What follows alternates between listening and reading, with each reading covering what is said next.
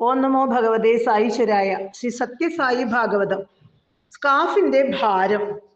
സേവാദൾ അംഗങ്ങൾക്ക് സ്കാഫും ബാഡ്ജും നേരിട്ട് നൽകിയ വേളയിൽ ഭഗവാൻ അരുളിയ അമൃതമൊഴികൾ. പ്രേമസ്വരൂപരെ, പ്രശാന്തി നിലയത്തിൽ സേവനമനുഷ്ഠിക്കുമ്പോൾ വേണ്ട മനസ്ഥിതിയെപ്പറ്റി സംസാരിക്കുവാനാണ് എല്ലാവരെയും ഞാൻ ഇന്ന് ഇവിടെ വിളിപ്പിച്ചത്. ഞാൻ തന്നെയാണ് നിങ്ങളെ തിരഞ്ഞെടുത്തത്. അതുതന്നെ ഒരു അസുലഭ ഭാഗ്യം. ഉപനയനത്തിനും ശിവരാത്രി ഉത്സവത്തിനുമായി ഇവിടെ വന്നു ചേർന്നിരിക്കുന്ന ആയിരങ്ങളിൽ പലരും ഈ സന്ദർഭത്തിനായി നൊന്തു പ്രാർത്ഥിച്ചിട്ടുണ്ട്. പക്ഷേ എന്റെ ദൃഷ്ടിയിൽപ്പെട്ടത് നിങ്ങൾ മാത്രം. ഞാൻ നിങ്ങളെ മാത്രം തിരഞ്ഞെടുക്കുകയും ചെയ്തു. സന്നദ്ധ പ്രവർത്തനം എന്നാൽ ആവേശത്താലുള്ള എടുത്തുചാട്ടമല്ല. അഗാധമായ ശിക്ഷണവും പരിശീലനവും വിനയവുമില്ലെങ്കിൽ ഭംഗിയായി നിർവഹിക്കുവാൻ സാധിക്കാത്ത ഒന്നാണിത്. ബാഡ്ജ് ഷർട്ടിൽ കുത്തിയാൽ മാത്രം നിങ്ങളുടെ ഒരുക്കം പൂർത്തിയാകുന്നില്ല. ഒന്നാമതായി നിങ്ങൾ ഇതിന്റെ വിലയെക്കുറിച്ച് ബോധമുള്ളവരായിരിക്കണം. നേതാവിനെ അനുസരിക്കണം. എന്നെ സംബന്ധിച്ചിടത്തോളം ആജ്ഞ ഒരു ഉത്തരവെന്നതിനേക്കാൾ മാർഗദർശനമാണ്. ഗീതയിൽ കൃഷ്ണൻ താൻ എന്തുകൊണ്ട്, എന്തിനു വേണ്ടി എന്നൊക്കെ ധാരാളം വിശദീകരണം നൽകുന്നുണ്ടെങ്കിലും ഗീത കൃഷ്ണന്റെ ആജ്ഞയായിരുന്നു. അർജുനൻ കൃഷ്ണനിൽ പരിപൂർണമായി ശരണാഗതി നേടി. അതുകൊണ്ട് കൃഷ്ണന് അച്ചടക്കത്തെപ്പറ്റി അർജുനനെ പഠിപ്പിക്കേണ്ടി വന്നില്ല. എന്നിട്ടും യുദ്ധം ചെയ്യുവാനുള്ളതിന്റെ ന്യായീകരണം അർജുനനെ ബോധിപ്പിച്ചു. അതുപോലെ തന്നെ നിങ്ങൾ ഒരു പ്രത്യേക രീതിയിൽ പെരുമാറണമെന്ന് പറയുന്നതിന്റെ കാരണവും മറ്റു രീതിയിൽ പെരുമാറരുത് എന്നതിന്റെ യുക്തിയും അറിഞ്ഞിരിക്കണം. നിങ്ങൾ മറ്റുള്ളവരോട് പ്രേമം വളർത്തണം. സേവാദൾ മേലധികാരിയാണെന്ന് ചിന്തിക്കരുത്. ആരെയും അവജ്ഞയോടെ വീക്ഷിക്കരുത്. നിങ്ങൾക്ക് എന്നോട് പ്രേമമുണ്ടെങ്കിൽ എല്ലാവരോടും പ്രേമമുണ്ടാകും. കാരണം സായി എല്ലാവരിലുമുണ്ട്. നിങ്ങൾ ഭജനയിൽ പാടുന്നില്ലേ, എല്ലാം സായിമയം, ജഗത്താകെ സായിമയമെന്ന്? അപ്പോൾ ഈ സായിയെ മാത്രമായി നിങ്ങൾ എങ്ങനെ പ്രേമിക്കും? ഈ പ്രാർത്ഥനാ മുറിയിൽ സ്വാമിയുടെ അനവധി ചിത്രങ്ങളുണ്ട്. അവ ഓരോന്നും ഞാനാണെന്ന് നിങ്ങൾ സങ്കല്പിക്കുന്നു. ആരെങ്കിലും അതിലൊന്നിനെ ദുഷിച്ചു പറഞ്ഞാൽ നിങ്ങൾക്ക് ഇഷ്ടപ്പെടുമോ? നിങ്ങൾ എന്റെ ചിത്രത്തിന് മുന്നിൽ നിന്ന് ആശ്ചര്യത്തോടെ ഓ സ്വാമി എന്ന് വിളിച്ച് ആനന്ദിക്കുന്നു. ഓരോ ജീവിയും ഞാനാണ്, എല്ലാം സായിമയം. അതു കാരണം നിങ്ങൾ ആരോടെങ്കിലും വെറുപ്പോടെ പെരുമാറിയാൽ എന്നോട് വെറുപ്പ് കാണിക്കുകയാണ്. നിങ്ങൾ ആരെയെങ്കിലും അധിക്ഷേപിച്ചാൽ എന്നെ അധിക്ഷേപിക്കുന്നത് തന്നെ. നിങ്ങളോട് മറ്റുള്ളവർ എങ്ങനെ പെരുമാറണമെന്ന് നിങ്ങൾ ആഗ്രഹിക്കുന്നുവോ അതുപോലെ നിങ്ങളും അവരോട് പെരുമാറുക. നിങ്ങളുടെ പ്രേമത്തിന്റെ മാനദണ്ഡം അതായിരിക്കണം. പൊരിവെയിലിലോ ഇരുട്ടിലോ വിഷമിച്ചു നിൽക്കുന്നവരെ, അവശരായവരെയും കാഴ്ചയ്ക്കും കേൾവിക്കും വിഷമമുള്ളവരെയും ഇടമുണ്ടാക്കി വേദിക്കരികിലെത്തിക്കുക. പ്രായം കുറഞ്ഞവരുടെ ഇരിപ്പിടങ്ങൾ ഒഴിവാക്കി വേണം അവശരെ സഹായിക്കാൻ. ഓഡിറ്റോറിയത്തിലോ ഭജന ഹാളിലോ ബാഡ്ജ് ധരിച്ചു നടക്കുന്ന നിങ്ങൾ പ്രത്യേക അവകാശവാദങ്ങൾ ഉന്നയിക്കരുത്. ആദ്യം വന്നവർക്ക് ആദ്യ സന്ദർഭം കൊടുക്കണം. വാദപ്രതിവാദം നടത്താതെ അത് നിർവഹിക്കണം. ഇടമുള്ളിടത്തെല്ലാം ആളുകൾ ശാന്തരായിരിക്കട്ടെ. ഓരോരുത്തരും എന്റെ ഹൃദയത്തിൽ ഇരിപ്പിടത്തിന് അവകാശം പറയട്ടെ. ഓഡിറ്റോറിയത്തിലല്ല അവകാശം കണ്ടെത്തരുത്. സന്നദ്ധഭടന്മാർ സഹായവിളി കാത്തു നിൽക്കാതെ അവ അന്വേഷിച്ച് ചുണയും ചൊടിയുമായി എത്തണം. അപ്പോൾ സേവന സന്ദർഭങ്ങൾ ചുറ്റിനും കണ്ടെത്താം. മറ്റുള്ളവർ സഹിക്കുന്ന വേദനയ്ക്ക് നേരെ കണ്ണടയ്ക്കുന്നത് കരിങ്കല്ല് പോലുള്ള ഹൃദയം മൂലമാണ്. അലസമായ ജീവിതത്തിനുള്ള അനുമതി പത്രമല്ല ഞാൻ തന്ന ബാഡ്ജ്.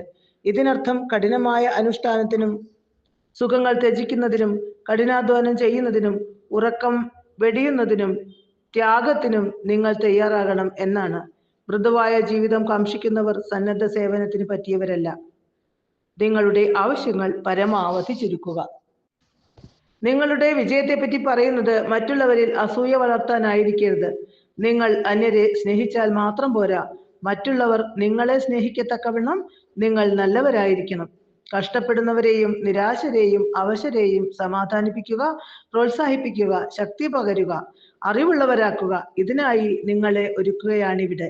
ഞാൻ തന്നിരിക്കുന്ന ഈ സന്ദർഭം വ്യക്തിപരമായ അഭിവൃദ്ധിക്കും സാധനയ്ക്കുമുള്ള ആഹ്വാനമായി കരുതൂ.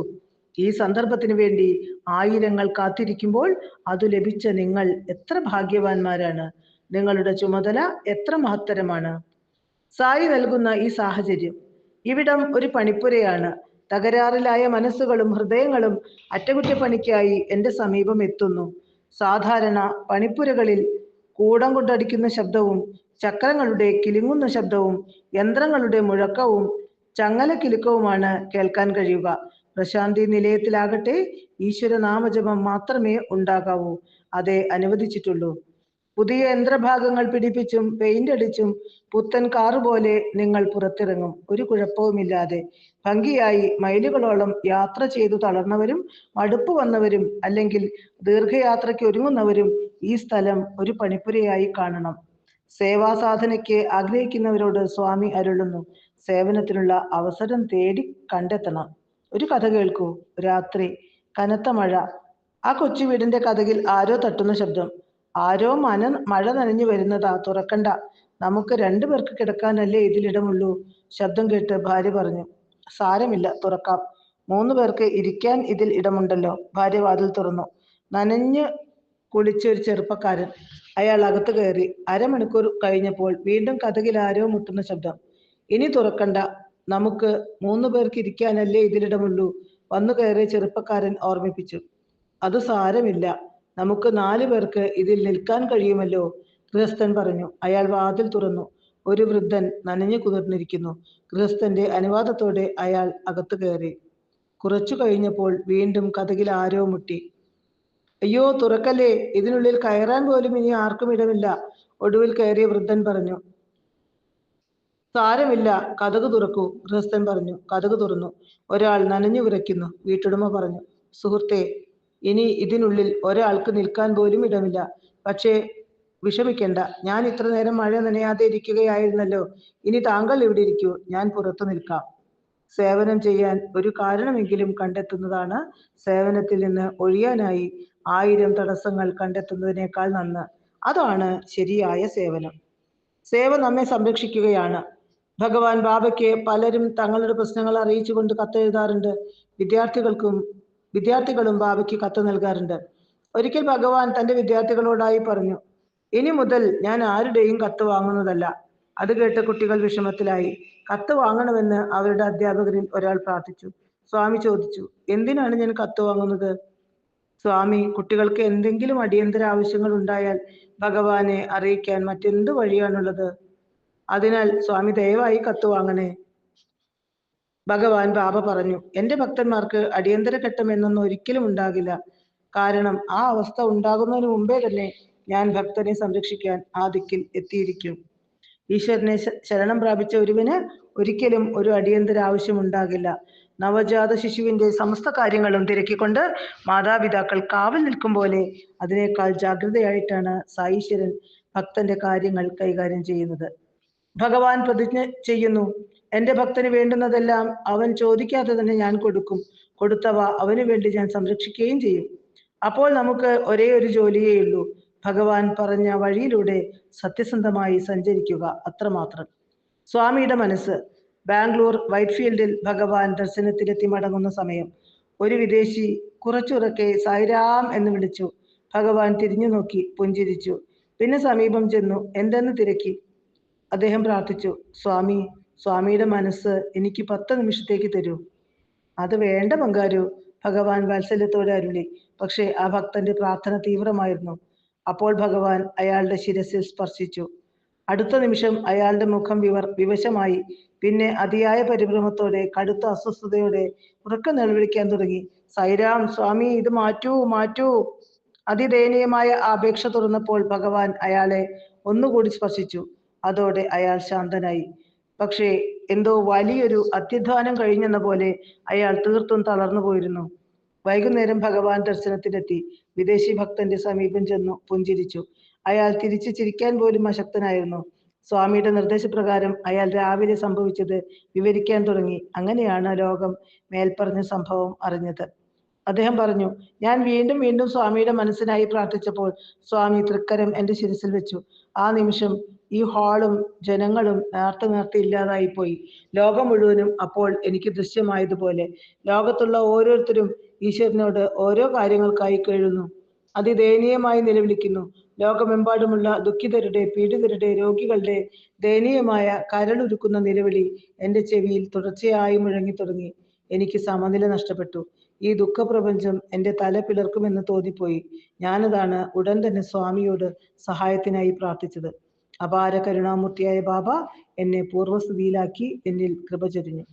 തുടർന്ന് ഭഗവാൻ പറഞ്ഞു, നിങ്ങൾക്ക് ആർക്കും മനസ്സിലാകാത്ത ഭാവത്തിൽ വെള്ളത്തിൽ കിടക്കുന്ന വള്ളം എന്ന പോലെ നിങ്ങൾക്കിടയിൽ ഈ ദുഃഖസാഗരത്തിൽ എന്നെ അതിനൊന്നും സ്പർശിക്കാൻ അനുവദിക്കാതെ നിങ്ങൾക്കായി പുഞ്ചിയും തൂകി ഞാൻ നീങ്ങുകയാണ്. ഈ സംഭവം നമ്മെ ഒരു കാര്യം പഠിപ്പിക്കുന്നു. ഈശ്വരൻ പുഞ്ചിരിക്കുന്നുണ്ടെങ്കിലും ആ പുഞ്ചിരിയുടെ പിന്നിൽ തന്റെ കോടിക്കണക്കിന് മക്കളുടെ ദുഃഖം കൂടി ഒളിപ്പിച്ചു വെച്ചിട്ടുണ്ട്. പ്രേമപൂർവ്വം സേവനം ചെയ്യുന്നവന്റെ കരങ്ങൾ ഈശ്വരന്റെ കരങ്ങൾ തന്നെയാണ്. ഈശ്വരൻ തന്നെയാണ് അവരിലൂടെ അത് ചെയ്യുന്നത്. ഇക്കാര്യം നാം മനസ്സിലാക്കണം. ഒരു ഉദാഹരണത്തിലൂടെ ഇത് വ്യക്തമാക്കാം. 6 മക്കളുള്ള ഒരു അമ്മ. രാത്രിയിൽ ഇളയ കുഞ്ഞിന് പനി വന്നു. അമ്മ എഴുന്നേറ്റ് കുഞ്ഞിനെ തോളിലിട്ട് താരാട്ടുപാടി ഉറക്കാൻ ശ്രമിക്കവേ മറ്റൊരു കുട്ടി ഉണർന്നു എന്ന് കരുതുക. ആ കുട്ടിയും കരയാൻ തുടങ്ങി. പാവം അമ്മ എന്തു ചെയ്യും? അപ്പോൾ മൂത്ത മകൻ ഉണർന്ന് എഴുന്നേറ്റ് കരയുന്ന ഒരു കുട്ടിയെ പരിചരിക്കാനും ഉറക്കാനും സഹായിക്കുകയാണെന്ന് കരുതുക. എന്തായിരിക്കും അപ്പോൾ അമ്മയുടെ മനോനില? തന്റെ മൂത്ത മകനെ ഓർത്ത് എന്തൊരു അഭിമാനവും സന്തോഷവുമായിരിക്കും അമ്മയ്ക്കുണ്ടാകുക. മാത്രമല്ല, സ്വന്തം ഉറക്കം കളഞ്ഞ് കൊച്ചനുജനെ പരിചരിക്കുന്ന മൂത്ത മകനിൽ അമ്മയറിയാതെ അമ്മയുടെ വാത്സല്യം ഒഴുകും. മകന്റെ ഉറക്കം നഷ്ടപ്പെട്ടതിലുള്ള വിഷമവും അമ്മയ്ക്കുണ്ടാകും. ശരിയല്ലേ? ഇതുതന്നെയാണ് സായി മാതാവിന്റെയും നില. സ്വാമി സ്വയം പ്രഖ്യാപിച്ചിട്ടുണ്ട്, ഞാൻ നിങ്ങളുടെ അമ്മയാണ്, 1000 അമ്മമാരുടെ പ്രേമം പേറുന്ന അമ്മ. ഓരോ ദുഃഖിതന്റെയും കണ്ണീർ നാം തുടയ്ക്കുമ്പോൾ സായി മാതാവിന്റെ കണ്ണീരാണ് നാം തുടയ്ക്കുന്നതെന്ന് ഓർക്കുക. അങ്ങനെ സേവനത്തിൽ മുഴുകാൻ ഭഗവാൻ നമുക്ക് വിവേകം നൽകണ്ടേ? ഒരു ഉദാഹരണം. ഒരിക്കൽ ചീഫ് എയർ മാർഷൽ വ്യോമസേന ഭാര്യയോടൊപ്പം പുട്ടപർത്തിയിലെത്തി. ഭഗവാൻ അവർക്ക് ഇന്റർവ്യൂ കൊടുത്തു. സ്വാമി എയർ മാർഷൽ ചീഫിന്റെ ഭാര്യയോട് ചോദിച്ചു, നീ എന്നാണ് വന്നത്? കഴിഞ്ഞ മാസമാണ് സ്വാമി, അവർ പറഞ്ഞു. ഓ, അത് ശരി. ഭഗവാൻ എയർ മാർഷലിനോട് ചോദിച്ചു, നീ എന്നാണ് വന്നത്? ഇന്ന് രാവിലെയാണ് സ്വാമി, അദ്ദേഹം പറഞ്ഞു. സ്വാമി ചോദിച്ചു, അതെങ്ങനെ നീ ഇന്ന് രാവിലെ വന്നു, ഭാര്യ കഴിഞ്ഞ മാസവും? ഉടൻ ആ മഹതി പറഞ്ഞു, സ്വാമി, ഞാൻ കഴിഞ്ഞ മാസം ഡൽഹിയിൽ നിന്നും പ്രശാന്തി സേവയ്ക്ക് വന്ന കാര്യമാണ് സൂചിപ്പിച്ചത്. ഓ, അത് ശരി, ഭഗവാൻ തലയാട്ടി. അവർ പറഞ്ഞു, ശ്രീ സത്യസായി സൂപ്പർ സ്പെഷ്യാലിറ്റി ആശുപത്രിയിലായിരുന്നു എനിക്ക് സേവ. നീ അവിടെ എന്താണ് ചെയ്തത്? ഭഗവാൻ തിരക്കി. നിലം തുടയ്ക്കുകയായിരുന്നു സ്വാമി. നോക്കൂ, എത്ര ഉന്നതമായ അവസ്ഥയിൽ ജീവിക്കുന്നവർ, എത്രയോ പേർ ഇവരുടെ ജോലി ചെയ്യാനായി ഇവരുടെ വീട്ടിൽ നിൽക്കുന്നു. അതെല്ലാം ഉപേക്ഷിച്ച് ഇവിടെ നിലം തുടയ്ക്കാൻ അവർ വന്നിരിക്കുന്നു. ഈ ദാസമനോഭാവമാണ് സേവയുടെ രഹസ്യം. മറ്റു മാർഗമില്ല കുഞ്ഞെ. എന്തിനാണ് ഭഗവാനെ ഞങ്ങൾ സേവ ചെയ്യാൻ അവിടുന്ന് ആഗ്രഹിക്കുന്നത്? എനിക്ക് വയ്യ. എന്തിന് അതിനായി ഭഗവാൻ നമ്മളെ നിർബന്ധിക്കുന്നു? നമുക്ക് ഇങ്ങനെയൊക്കെ തോന്നാം. ഭഗവാൻ പറയുന്നു, അഹന്ത കളയാൻ ഇതല്ലാതെ മറ്റു മാർഗമില്ല കുഞ്ഞെ. ഇതിലൂടെ ഏറ്റവും മഹനീയ ഗുണമായ വിനയം നേടാൻ നിനക്ക് സാധിക്കൂ. അഹന്ത കളയാൻ സേവയെ വഴിയുള്ളൂ. സേവ ചെയ്യാൻ ഒരുങ്ങുന്നവന് അഹന്ത ഉപേക്ഷിക്കാതെ തരമില്ല. അഹന്ത കളയാതെ നിനക്ക് നന്നായി സേവ ചെയ്യാനും സാധ്യമല്ല. നഷ്ടപ്പെട്ട അവസരം. ഒരു ഉദാഹരണം കേൾക്കൂ. ഒരിക്കൽ സ്വാമി പ്രൊഫസർ അനിൽകുമാറിനോട് പറഞ്ഞു, ആ ടിന്നിലുള്ള ലഡു കൊണ്ടുവരിക. അതിനുശേഷം സ്വാമി ഇന്റർവ്യൂ മുറിയിലേക്ക് പോയി. പ്രൊഫസർ ഉടൻ തന്നെ 2 വിദ്യാർത്ഥികളെ വിളിച്ച് ആ ലഡു ടിൻ കൊണ്ടുവരാൻ പറഞ്ഞു. കുട്ടികൾ അത് ചെയ്തു. സ്വാമി വന്നപ്പോൾ അത് കണ്ടു. സ്വാമി ഉടൻ പറഞ്ഞു, എനിക്ക് ഇക്കാര്യം കുട്ടികളോട് നേരിട്ട് പറയാമായിരുന്നല്ലോ. ആരാണ് നിനക്ക് അതിനുള്ള അധികാരം നൽകിയത്? നിനക്ക് സേവയ്ക്കുള്ള ഒരു അവസരം സമ്മാനിക്കുകയായിരുന്നു ഞാൻ. പക്ഷേ നീ അത് കളഞ്ഞു കുളിച്ചു. ഒരുപക്ഷെ ഇത്തരം ഒരു അവസരം ഇനി നിനക്ക് ലഭിച്ചെന്ന് വരില്ല. അഹന്ത ഒരുവനെ സേവ ചെയ്യാൻ അനുവദിക്കില്ല. ഈശ്വരനും നമുക്കും ഇടയിലുള്ള വലിയ തടസ്സം അഹന്തയാണ്. അഹന്തയെ തുരത്താൻ സേവനം പോലെ പറ്റിയ ഒരു ആയുധവുമില്ല. നിർത്തു, സഹായമോ?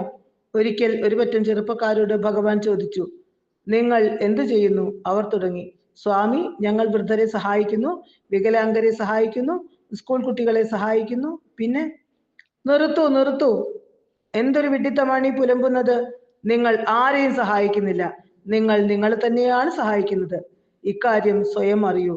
സേവ നാം നമ്മെ സഹായിക്കുന്നതാണ്, മറ്റാരെയും അല്ല.